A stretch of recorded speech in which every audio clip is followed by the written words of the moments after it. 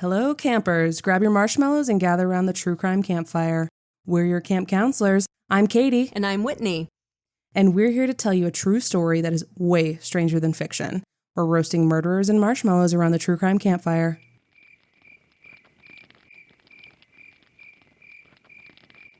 The story of Bluebeard has a mostly happy ending, with the killer's newest bride being rescued in the nick of time by her brothers. Good for her. Less good for his previous wives, who she'd discovered hanging on hooks from the walls of a bloody closet. There are countless real-life stories of spouses being killed for money, with no muscular siblings breaking down the door with swords in hand. It's much rarer for a killer to make victims of multiple spouses, but the central character in this week's story had the spirit of Bluebeard in his heart, a man who would try to make a career from killing his wives for profit. This is part 1 of For the Love of Money, The Crimes of Randy Roth.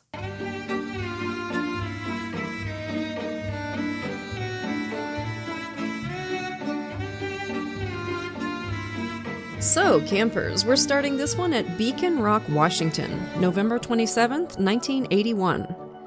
Beacon Rock looks out of place where it is, a jagged 800-foot-tall spire of hard volcanic basalt, the remnant of an ancient eruption left standing while time smoothed the land all around it to soft green hills above the Columbia River. The rock is a forbidding place, or at least it was, until 1915, when it was sold for a whole $1 to a man named Henry J. Biddle, which is just about the most 1915 name I can possibly imagine. Henry built a switchback trail with handrails up to the spectacular views at the summit, and after his death, his family gifted the rock to Washington as a state park. It's a nice half-hour hike to the top if you're not scared of heights, and it's been a popular spot for decades, although less so at the end of November, with a cold wind whipping up the Columbia Valley from the ocean. A little after 11 a.m., Stephen and Shelley Anderson, along with their dog and 2 friends, were halfway up the trail when a wild-eyed, crazed-looking man hurried down from the summit. The Andersons' dog, normally a calm and sweet-natured pup, immediately raised her hackles, growled, and tried to lunge for him. Always listen to the animals. Always listen to the dogs. They know. "My God, have you seen my wife?" the man blurted out. "I think she might have fallen from the rock." This was Randy Roth, and he told them his wife Janice had gone under one of the railings to take a picture and disappeared. Randy wanted the hikers to help him look for Janice from the trail, but he was really worked up and he made them nervous, especially Shelley Anderson. "His eyes were crazy," she said later. "He scared me." She didn't want to be anywhere near Randy Roth, and especially not on a narrow trail beside a steep fall. The hikers said they'd go back down to the parking lot at the base of the rock and call the authorities. Randy said fine and hurried back up the trail to try and find a way to get where he thought Janice must be. Within minutes of the call from the parking lot, a deputy sheriff and 2 volunteer search and rescue medics were there. The medics hurried up the trail and met Randy halfway to the top. Just a few minutes earlier, he told the Andersons that Jan might have fallen from the rock. The medics got a more dramatic version. He'd watched as Jan slipped on some wet grass or pine needles and had seen her cartwheel off the rock. They sent him down to talk to the police and went up onto the spot where Randy said Jan had fallen from. As soon as they got there, they realized they needed a dedicated mountain rescue operation, as the side of the rock was much too steep to climb down without the right gear. By the time rescue climber Bill Wiley arrived at the rock, Randy's crazed agitation had completely evaporated. He was just standing to one side of everything, perfectly calm, not asking any questions or showing any worry at all. Whenever anybody asked him what had happened, he always made a point to tell them that hiking up the rock had been Jan's idea. Randy took Bill to where he said Jan had fallen, a flat area with maybe 10 feet of grassy slope around it, and beyond that a sheer fall down the cliff face for about 300 feet. Bill sent someone to take Randy back down to the bottom of the rock and started setting up his gear, securing a rope to a tree. As he went out toward the edge, he didn't see any skid marks on the grass or any other sign that someone had fallen there. He rappelled down as far as his rope would let him, about 160 feet, but could see no sign of Jan. That was odd. According to Randy, she'd been wearing a pink ski jacket with white faux fur trim. She should easily stand out from the dull November colors of the landscape. Bill was just about to unhook from his rope and climb down further when 2 Army rescue helicopters arrived. Before long, he saw a rescuer, and then a body basket, being lowered down to a clump of trees about 150 feet to one side of Bill's location. They'd clearly found Janice Roth, and if she'd fallen from where Randy said she had, then she'd somehow descended at a 30-degree angle rather than straight down. When the sheriff, Ray Blaisdell, told Randy his wife's dead body had been found, Randy walked away with his head in his hands. Blaisdell assumed he was crying, but couldn't actually see his face. Eventually, Randy recovered enough and came back over. He told the sheriff he'd seen lots of people die when he was in the military, but never a loved one.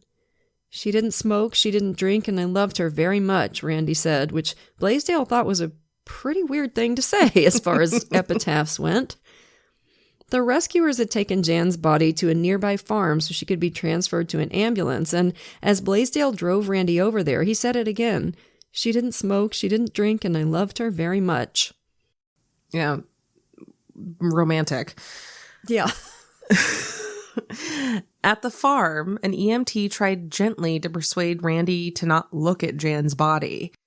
The EMT said later, she had some gross injuries to the head and face, and there was quite a bit of hemorrhage, i.e. a lot of blood. But Randy insisted.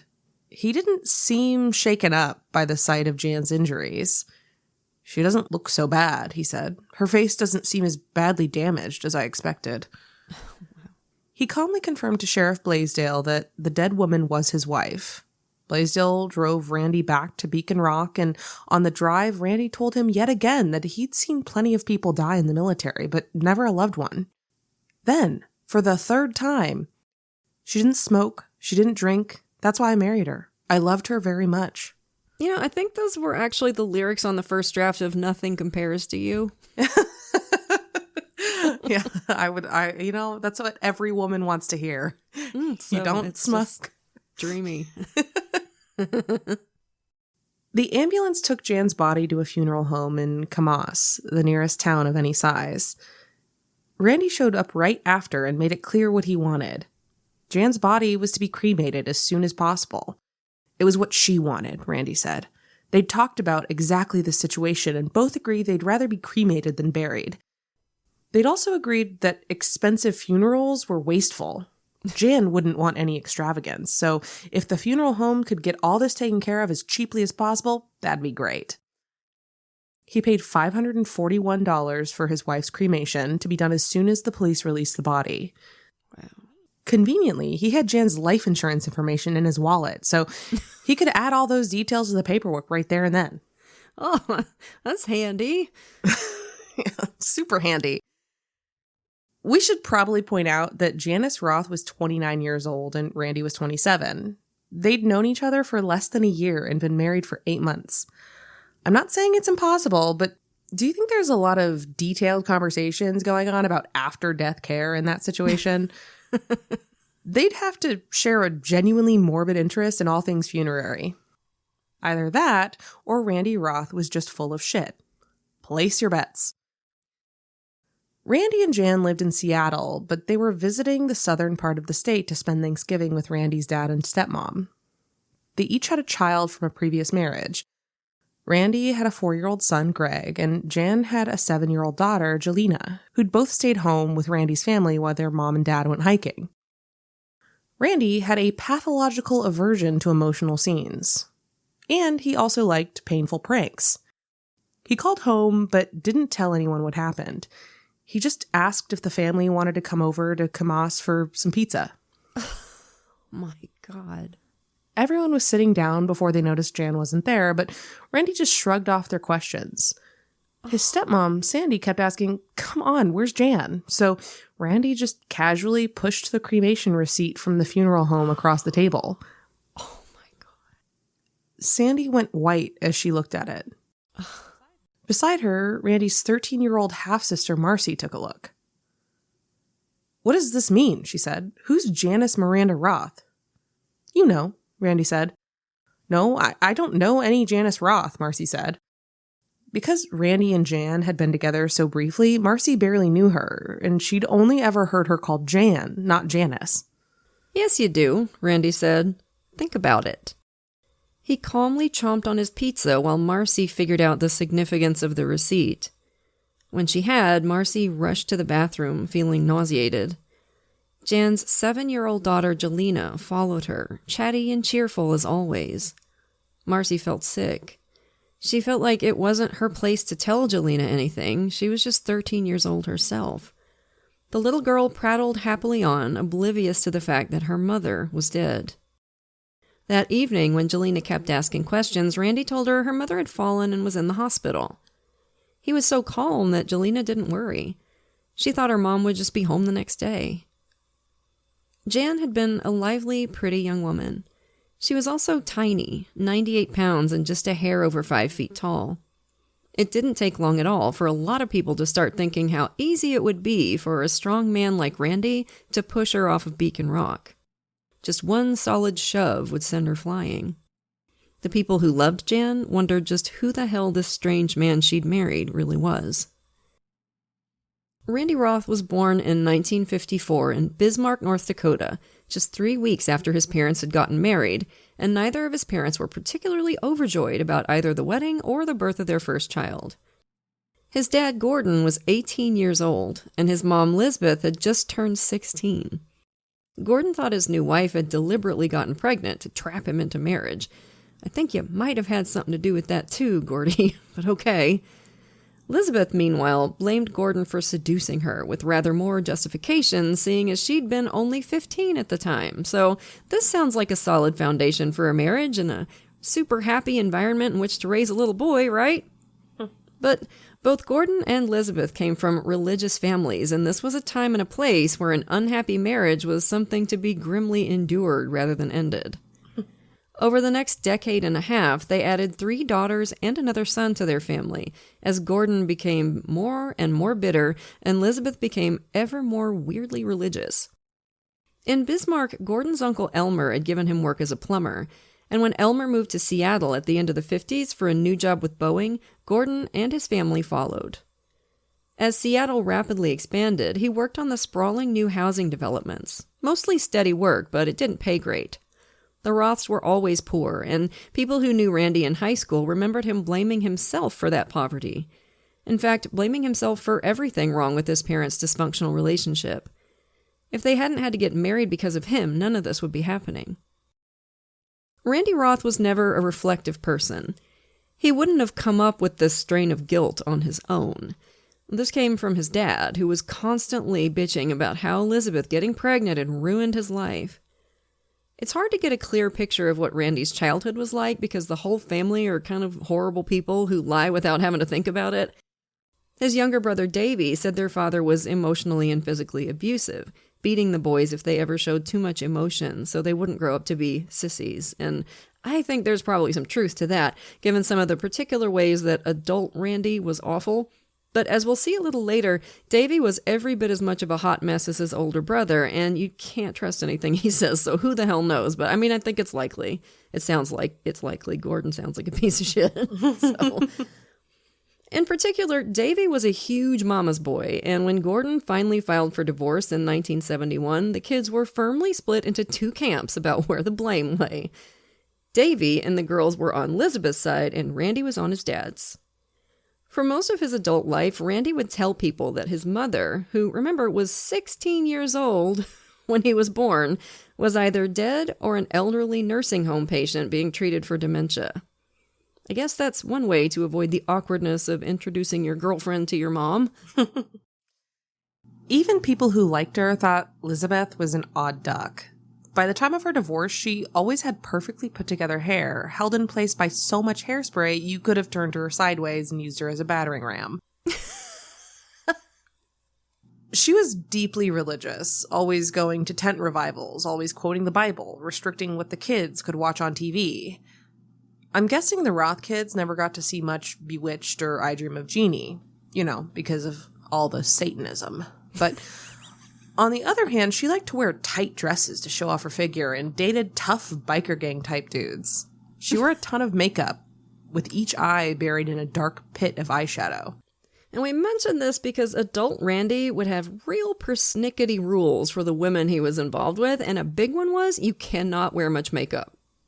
You don't always have to dig real deep to uncover, the psychological roots of behavior. Definitely not. After the divorce, Gordon basically wanted to ditch his family and get out of there. He didn't take much more than his car and bike, leaving Elizabeth in the house along with the responsibility and expense of raising 5 children, to which he contributed a couple $100 every month in child support, so things were tight. In addition to going to school, 16-year-old Randy had to get jobs at gas stations and grocery stores. He was also the only remaining member of the family who could drive and was always having to take his mom and siblings wherever they needed to go. His mom was constantly guilt-tripping him. Randy, God wants you to take care of your mother. You can understand why he felt resentment, but why was it all directed at his mom and not the dad who'd abandoned him? Right? Yeah. Tale as old as time, right? Mm-hmm. By high school, Randy was a short, good-looking kid who worked out. He was also what people in the early 70s were still calling a juvenile delinquent, although I'm sure what a lot of people actually called him was that asshole Roth kid. He smashed mailboxes, he stole cars, he shoplifted. He liked the kind of pranks where someone got hurt. Oy. He also had skin as thin as tissue paper. The normal teasing and insults of school life would send him into a simmering rage that would only calm down once he got his revenge. He was incapable of laughing at himself. He stalked through the corridors of Meadowvale High School in a leather jacket and a scowl, making nobody's day any better. He was unpredictably violent and the kind of adolescent bully that'll be familiar if you've ever gone to a certain kind of high school or just read some classic Stephen King novels. Yeah. Despite being an asshole, good-looking and moody is usually a combination that attracts plenty of ladies, and that was true for Randy. Girls would see him by himself, looking all serious, staring off into the distance as though gripped by deep and mysterious thoughts. In fact, Randy had terrible eyesight but was too vain to wear his glasses. When he stared off into the distance, he was probably just trying to figure out which distant blob was which. Oh, Lord. All my terrible exes just flashed before my eyes. Ugh. I was a classic victim of that, I can fix him thing back when I was young and dumb. Give me a leather jacket, some long dark hair, and a biological inability to smile, and young Whitney had to wring out her underpants. God. Blech. Y'all, listen, if I can reach just one young girl here, this whole podcast from the first episode ever will have been worth it. The troubled, brooding types are not it, okay? You think you're getting Twilight-era Robert Pattinson when what you're actually getting is an overgrown man-child who thinks laundry is beneath him. For the love of God, shut it down. Save yourselves. It's too late for me, okay? I've already been traumatized by several of these dudes. But you're young. Save yourselves. Yeah, cruel to everyone but you isn't a green flag. It's only a matter of time before they stop getting what they want from you and their cruelty will turn on you. His first serious girlfriend was Belinda Howard, who later told the following story to a detective. Randy loved cars, loved working on them, and most of all loved driving them like an absolute maniac through the suburbs and country roads. Belinda had just gotten her first car, which was a piece of crap like most first cars. Randy was speeding it through the suburbs with Belinda sitting in front between Randy and one of his buddies. When Randy made a right turn sharp enough that the car went up on 2 wheels, the back door swung open. Belinda climbed into the back to shut it, but Randy made another sharp right and Belinda just flew right out through the open door. She bounced and scraped across the asphalt and wound up against the curb on the other side of the street. Randy slammed on the brakes, but it was his buddy who hurried back first and asked if Belinda was okay, if she'd broken anything. She had cuts and scrapes that were bleeding, and she was crying, and that was when Randy showed up. He wasn't concerned at all. In fact, he was furious. He grabbed her by the arm and hissed at her, "Don't you cry, don't you dare cry. If you make any noise, I'll hit you." He was deadly serious. He didn't care if she was hurt at all, just didn't want to be confronted by any kind of big emotional scene.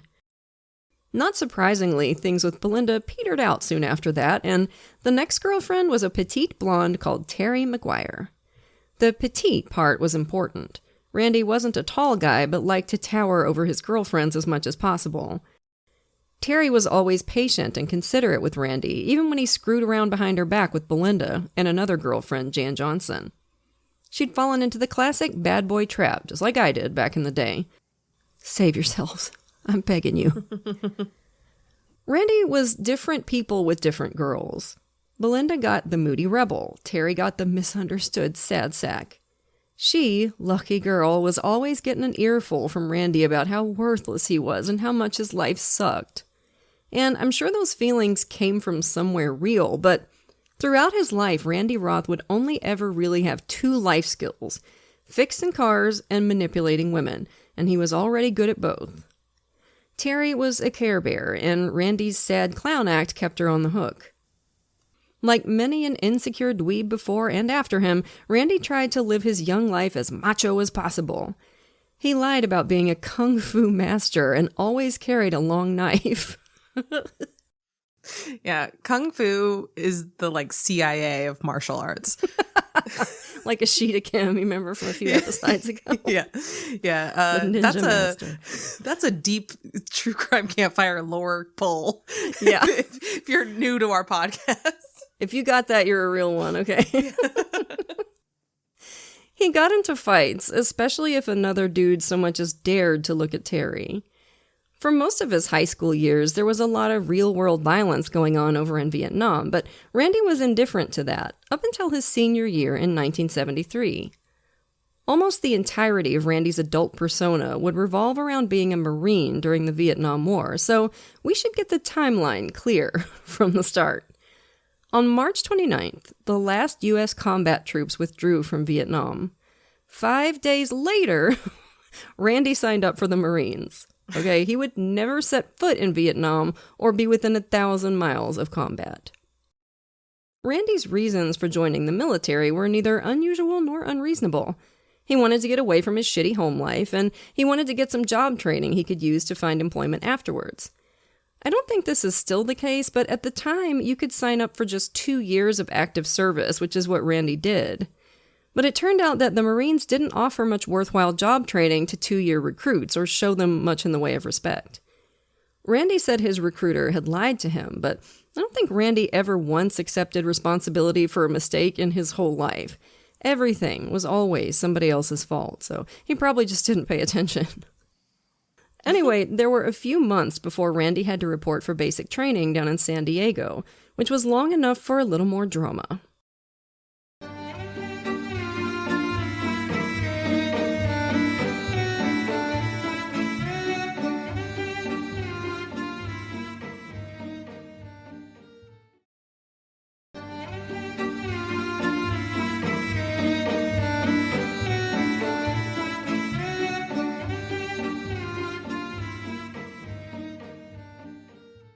Just a few weeks before Randy left town, Terry told him she was pregnant.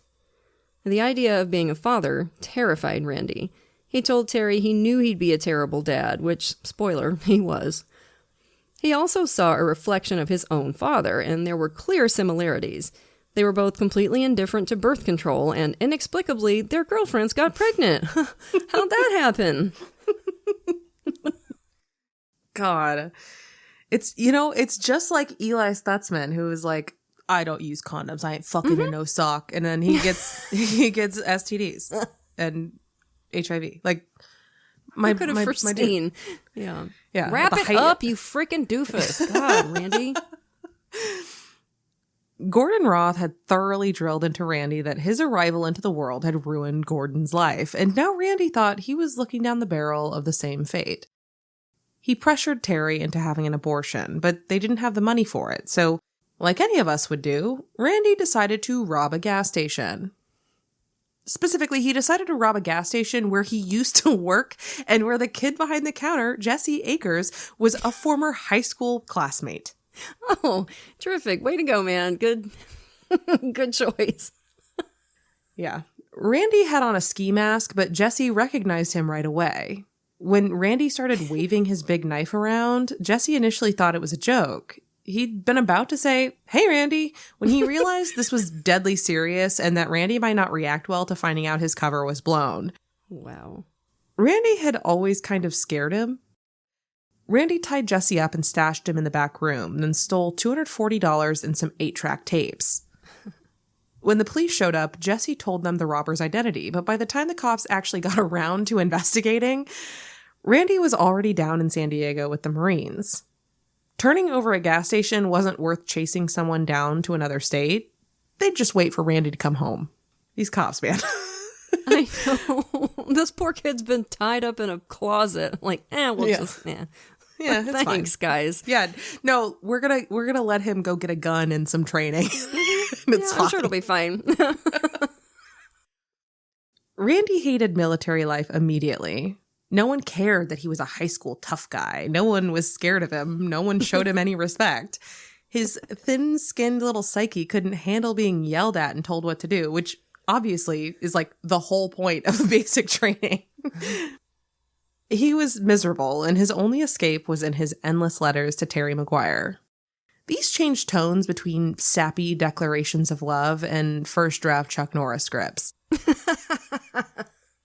In the love letters, Randy was far more expressive than he ever was in person, which I think was partly because he was lonely and partly because he was terrified she'd find someone better without him around to scare the other guys away. He told her about big plans for the two of them when he came home for Christmas, and even said he was thinking about buying a ring. He also promised to kick the asses of anyone who tried to move in on Terry, and if she didn't do whatever Randy wanted, he promised to turn you over my knee and give you a spanking, which for some couples might be a good time, but that is not the way Randy meant it. He wanted obedience. Ew. Then, after all this big talk, when Randy came home on Christmas leave, he pretty much ghosted Terry. He spent all his time either working on cars with his buddies or screwing around with Jan Johnson. But as soon as he was back in San Diego, the letter started again, with Randy saying he chickened out of asking to marry him because he didn't think he was worthy of her, blah, blah, blah. Oh, that's always BS. I'm sorry, I've experienced this as well. If they tell you, you're too good for me, they are lying, shut it down. Yeah. They're That's just the not stuff into you. I'm sorry, but that's it. No. Yeah, or if they say they're not ready for a relationship, but they still want all the relationship stuff. Absolutely They don't bullshit. want to be with you. And this is true regardless of gender, by the way. That one, like, that's BS. Like, I'm not ready for a relationship is BS. I don't care who's saying it. Well, and getting, but you could not be ready for a relationship, but then getting all the benefits of a relationship, that's the red flag. Is like, right. I don't want to put a label on it, but I want to sleep with you and I want to hang out with you and I want you to do all these partner things. This is what I mean. Like, if you've been seeing this person and then you try to take it to the next level and they say, I'm just not ready for anything. Yeah. And I can guarantee you that when you cut things off with them, they will be in a relationship with somebody else within they're going to suddenly be ready. Yeah. So, and it's like, here's the thing is they're just not that into you is not an insult to you. They're just not Hell right no. for you. It's fine. Anyway, back off the tangent. After basic, the Marines assigned Randy to Camp Pendleton, also in San Diego, and dealt another blow to his macho man image. They decided his best role in the Corps was to be a clerk and sent him to learn how to type. And we say this a lot with these military fanaticist types. It's fine if your military career doesn't involve you parachuting into jungles with knives between your teeth and a machine gun under each arm. Right. You still served. You go where you're told and you do what you're told. That's kind of the whole point. Yeah. It's only the insecurities of losers like Randy that make it a big deal. So Randy was still miserable, and now he was bored, too. Ooh, that's a deadly combo for somebody like him. He didn't make one friend in the Marines. Wonder why. His letters to Terry got more and more fantastical. He got in trouble because he got in a fight with other Marines and hurt them too bad. He spent his off hours in a dojo in Oceanside where he studied under Bruce Lee. One time, a fight broke out at the dojo and he had to beat up 5 big hippies all by himself, sending 3 of them to the hospital. After a few months at Pendleton, Randy was shipped overseas to the big American base on Okinawa, Japan. It was an easy, peaceful posting, not that you'd know it from Randy's letters. He and 2 other Marines had been jumped by 8 Japanese gangsters, he told Terry. Randy got hit in the face with a pipe that fractured his cheekbone, but fought bravely on, knocking out 4 of the attackers himself, leaving one of them with a broken neck. Minor spoiler, but about 20 years later, some unlucky detectives would have to chase down all these stories about Randy's violent life in the Corps to see if there was any truth to them. And I know it's going to shock you, but there was not. And we want to share one fantasy letter Randy sent Terry, both because it shows how Randy thought about himself and about women, and because it's funny. And Randy Roth deserves to be laughed at.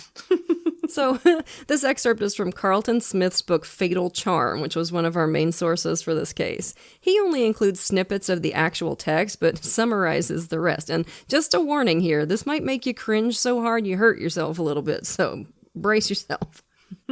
Terry is at her job behind the snack bar at the Linwood roller skating rink when Randy, or rather Sir Randolph, crashed through the door on his mighty blue chopper, wheelies across the rink, and skids to a standstill by the snack bar. You can see the fear in the eyes of all the boys at the counter as he dismounts his bike, Randy wrote. Sir Randolph took off his helmet and let his long dark hair fall to his shoulders. The death-defying look on his face causes them all to scatter as he walks forward toward the beautiful woman at the snack bar. Oh my God. He lifts Terry onto the chopper, quote, and gives a cold, defiant look to the people around them before racing back out of the doors, having rescued his maiden from servitude. And then everybody clapped, right? Now, a couple things here. One, Terry is just a prop. The story is all about Sir Randolph impressing the boys at the counter back in Linwood, where Randy was, at least in his own mind, kind of a big deal. Variations on this would be a constant in Randy's relationships. Women weren't really people to him, just prizes to be won, and eventually investments to be cashed in. And two, Randy's beautiful long hair. He did in fact have a fine head of glossy black hair, and obviously the Marines clipped it down to stubble as soon as he enlisted.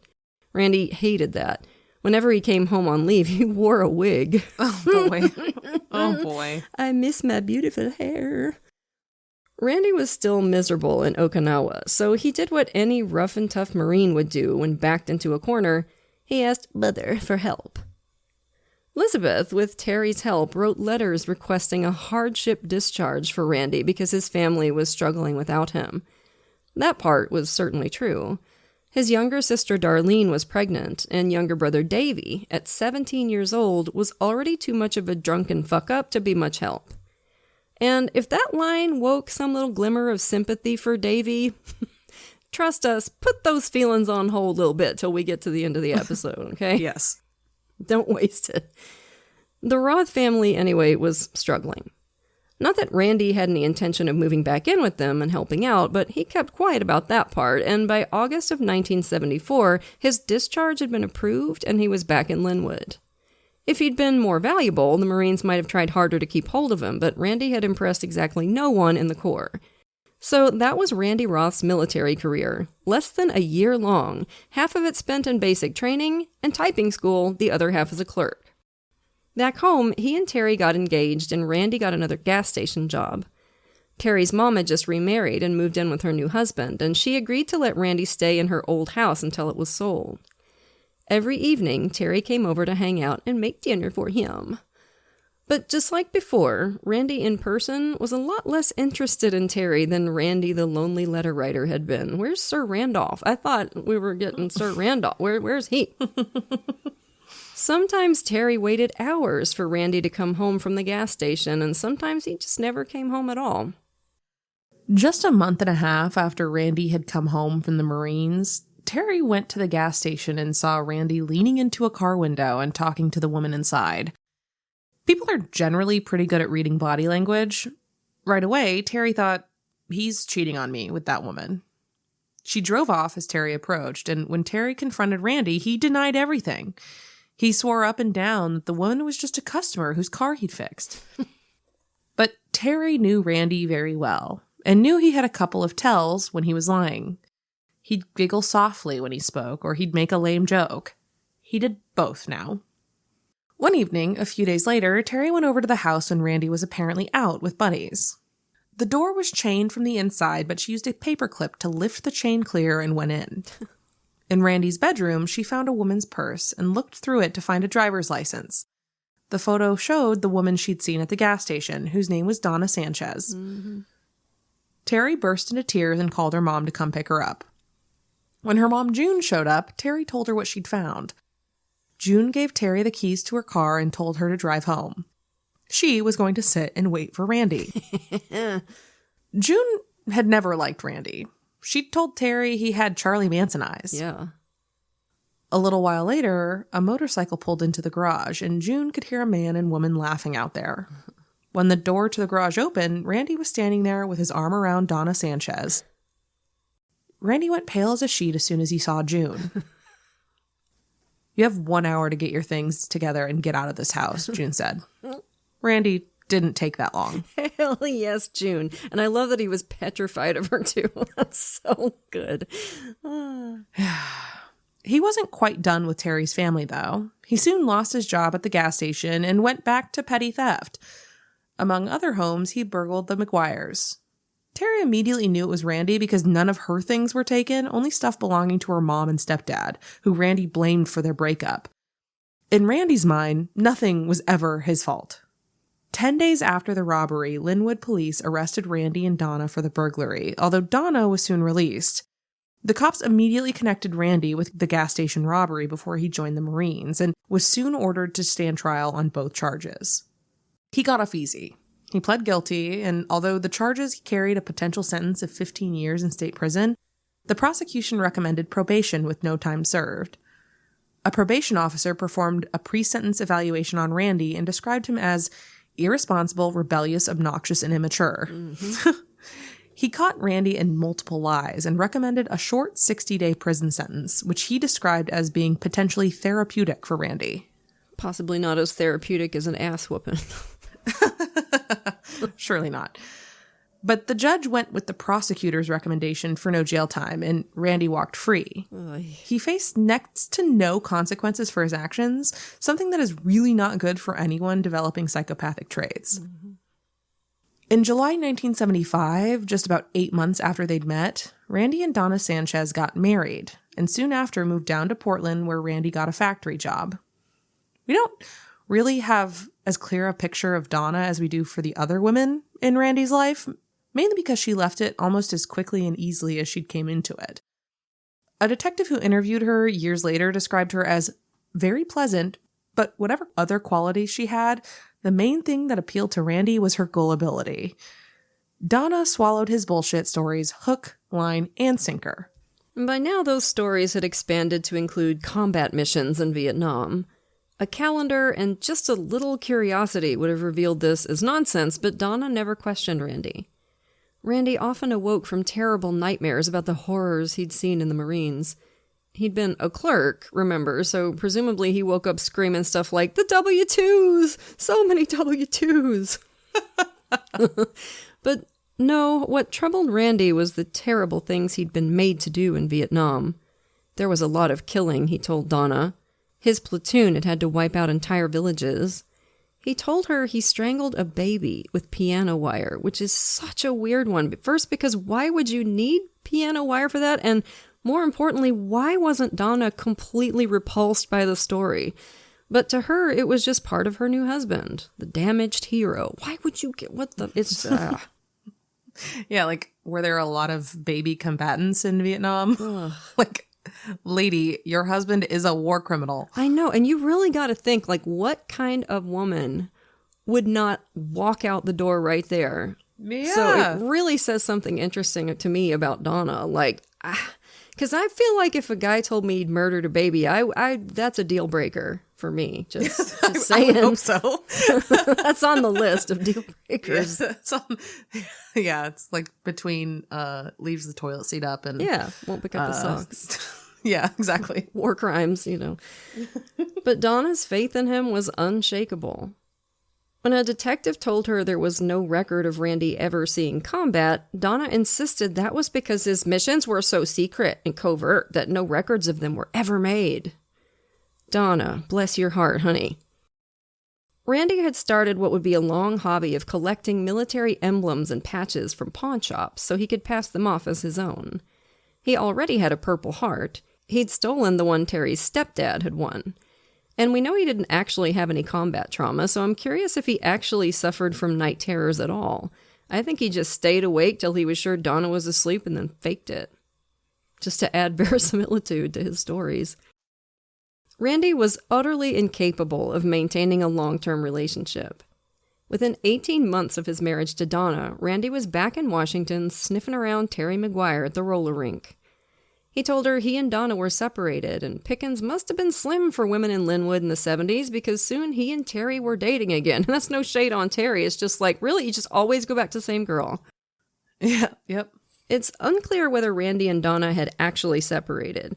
He told Terry that she'd gone to stay with her sister in eastern Washington, but neglected to mention that Donna had been pregnant when she left. Later, Terry would think Donna had left town to get away from Randy pressuring her to terminate the pregnancy, just like he'd done with Terry a few years before. Randy and Donna's son Greg was born in August 1977. Randy spent that night with Terry, almost frantic, terrified by the thought of being a father, furious that Donna had handcuffed him into the relationship by getting pregnant, oblivious to his own part in the whole process. He told Terry he'd gotten a vasectomy to make sure he never had any more children. Now, I have no idea if that's true, but I suspect he was lying and just wanted an excuse to get out of wearing a condom. After Greg's birth, Randy and Donna briefly reconciled, but before the kid was 2 years old, Randy filed for divorce. There was a brief custody battle. Randy, who had never wanted to be a dad, dug in his heels, apparently just purely out of spite. "No one's going to take my boy away from me," he told Donna. I don't think she's ever said this, but I suspect she was scared about what lengths Randy might go to get what he wanted. She already believed he'd killed dozens of people in the war, remember, including a baby, for God's sake, so who knows what he'd be capable of, right? Donna had a young daughter from a previous relationship, and she took her and went east to her sister, granting custody of Greg to Randy. Everybody take a minute, that poor baby. 1977, when Greg was born, was a significant year for the rest of the Roth family, too. Okay, so it's time to talk about Davy. You wouldn't think Davy and Randy were brothers. Randy was short, good-looking, and intense. Davy was 6'5" and thin, rough-looking, with maybe 2 teeth left in his mouth, and this was a young guy. He was 20 years old, but his hair was already receding, and a scruffy beard covered the lower half of his face. He looked like he'd just stepped out of a John Steinbeck novel. He was 3 years younger than Randy, but looked 15 years older, which was handy for one part of his favorite pastimes, which were drinking beer and getting high. He'd always been a weird, lonely kid, usually shy but prone to wild rages when he drank. His only friend in the world was his mom, Elizabeth. He adored Randy, but Randy didn't give a shit about him. Davy had 2 prized possessions. One was a beat-up 1963 Chevy Nova his mom had given him, which he clumsily spray-painted different colors all over. He put a sign on the dashboard that read, "Ass, gas, or grass." Which I'm an old, so I know this, but you might not if you're younger. That was a common thing back in the day for hitchhikers. Mm-hmm. Like you put that, sign up, ass, gas, or grass, meaning you can give me any of these 3 and I'll drive you somewhere. Yeah, it's funny. It would be funny if he didn't mean it. That's the thing. Yeah, it's funny. Yeah. It's funny if he didn't seriously believe in that. He kept his other prized possession in the trunk, a .22 caliber Marlin rifle, along with a jar of shells given to him by Bob Hendershot. Bob had previously dated Davy's older sister Darlene and was more a friend of the family than a friend of Davy's, but he was still the person outside the family that Davy was closest to. On August 11, 1977, Davy headed out to the Silver Lake County Park to go swimming. On the way, he saw a tall, dark-haired young woman hitchhiking. She was not a bad-looking girl, he said later, and he picked her up. She said she was headed to a trailer park south of the lake. Davy asked if she wanted to have some beer, and she said yes, so he went and bought a case and drove to a wooded area behind his old high school. They drank a few beers, and then Davy, who had never any kind of romantic or physical relationship in his life, tried to pressure her into having sex. She refused and pushed him back. Davy remembered that he had some peacock feathers in his trunk and asked the woman if she wanted one. She said, all right, and he went out to get one. Davy opened the trunk, and beside the peacock feathers, he saw a few lengths of rubber cord he kept back there. And right then and there, he decided he was going to kill the woman who had rejected him. He held the peacock feathers in one hand and hid a rubber cord in the other, and walked to the passenger side window. He handed the feathers in, and while the hitchhiker was looking at them, he reached in and wrapped the rubber cord tight around her neck, then pulled as hard as he could. She struggled helplessly, her face turning blue, then purple. The cord snapped, but it seemed like the woman was already dead. Davy decided not to take any chances and went back to get another rubber cord and strangled her some more. He dragged the body into some bushes, but as he was about to leave, he thought he saw her twitch. So he got his .22 rifle out of the trunk and shot her 7 times in the back of the head. Jesus. Wow. Davy's mental state was never what you'd call focused, and he was especially strange right now. He reloaded the rifle and shot round after round into the car his mom had given him, blowing out the rear window. Then he got a can of spray paint and wrote on the roof of the car, "Death to the one who enter." Wow. After that, he drove away to get more beer, drank it all, and took all the drugs he had in the car. He'd fallen out of a tree a few months before and had been prescribed pain medication for a hurt shoulder, and he'd also helped himself to as much of his mom's Valium as he wanted. He took it all, trying to kill himself, but I guess he'd built up enough tolerance to live through the overdose. Hours later, he drove home, went to his bedroom, and passed out for 2 days. 5 days after her death, a husband and wife out berry picking found the body of Davy's victim, already decomposing in the summer heat. Her face badly misshapen from the gunshot injuries to her head. If you've ever looked into the psychology of serial killers, this is all pretty scary. This scenario, an ineffectual loser experiencing sudden excitement from an aberrant act, is a much more common starting point than any kind of grandiose Hannibal Lecterian stuff. Yeah, absolutely. Fortunately, Davy Roth was an idiot. A day after the body had been discovered, although Davy didn't know about that at the time, he and Bob Hendershot were driving around drinking Thunderbird wine, like you do. When they stopped to get some more wine, Davy asked Bob, "What would you do if I told you I killed someone?" Before long, he was spilling the whole story, and by the end he evidently realized he probably shouldn't have, because he made sure to tell Bob that he'd kill again if he thought it was necessary. It took a little while, because he was scared of Davy, but 3 days later, Bob went to the Snohomish County Sheriff's Department and told them what he knew. Davy briefly went on the lam, with some help from Mom Elizabeth's current biker gang boyfriend. I guess that's what she thought Jesus would do. But before long, he was arrested. On the drive back to Snohomish County, he confessed to the murder, although he'd later claim he'd only done so because the cops had threatened to arrest his mom. There wasn't much doubt about how Davy's trial would turn out, although it was kind of a circus anyway. Every so often, Elizabeth and one of her daughters would drop to their knees and start loudly praying. At least people assumed they were praying. Nothing but unintelligible gibberish came out of their mouths. I guess they were speaking in tongues or whatever they call it. Mm-hmm. The judge would order them back into their seats, but a few minutes later, there they'd be, back on their knees and doing it again. Meanwhile, Elizabeth's boyfriend sat in his leather jacket, absolutely still, glaring at the judge through his sunglasses, which had to be unsettling. The pleas for divine intervention, or whatever it was, didn't help. Davy Roth was convicted of first-degree murder and sentenced to life, with the possibility of parole after 25 years. Elizabeth told anyone who'd listen that the FBI had framed him with phony ballistics evidence. Yeah, because the feds have nothing better to do than frame your loser incel son. And mess with Davy. Davy Roth. He's our top priority. Jesus. Most sources on this case have Davy's victim as an anonymous Jane Doe, and that's because it wasn't until 2020 that familial DNA tests identified her. She was Elizabeth Ann Roberts, a 17-year-old girl who'd run away from home just a couple months earlier. She'd had a big fight with her parents after they found a bag of weed in her room, and she'd been staying with some people in a trailer park. Not long before her encounter with Davy Roth, she'd called home, and her parents begged her to come back. Elizabeth said she'd think about it, but she never got the chance. As far as we know, Randy never showed up in court during his brother's trial.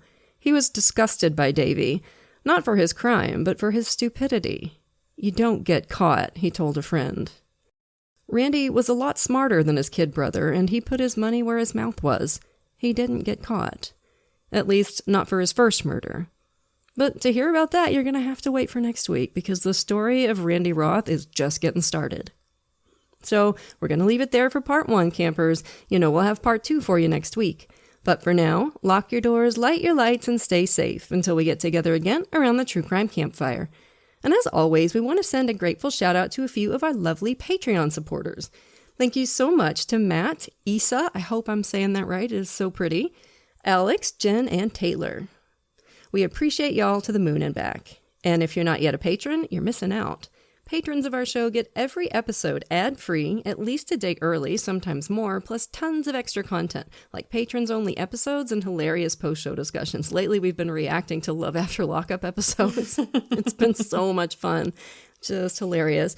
And when you join the $5 and up categories, you get even more cool stuff. A free sticker, a rad enamel pin or fridge magnet while supplies last, virtual events with Katie and me, and we're always looking for new stuff to do for you. So if you can, come join us at patreon.com/truecrimecampfire.